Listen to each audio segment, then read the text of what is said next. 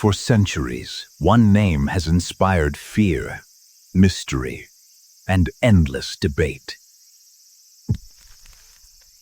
Many believe Lucifer was once the greatest angel in heaven, before becoming Satan. It is a story repeated in sermons, books, films, and popular imagination. Across generations, millions have accepted this understanding.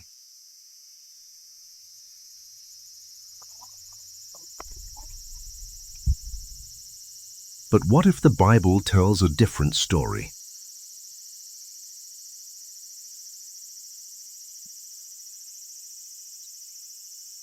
To answer that question, we must travel back nearly 3,000 years into the world of prophets, kings, empires, and divine judgment.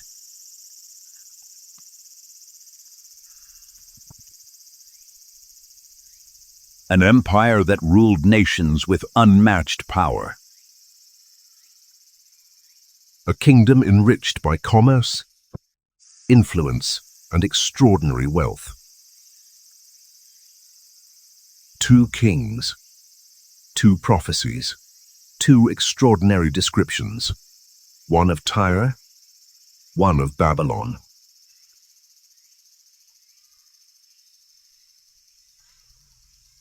Have these passages been understood correctly? Our investigation begins with one of the most debated passages in the entire Bible. This investigation follows Scripture by comparing passage with passage, examining context, prophetic language, and related biblical texts. Throughout this documentary, we will examine the biblical evidence presented in this book and explore whether it supports its central claim.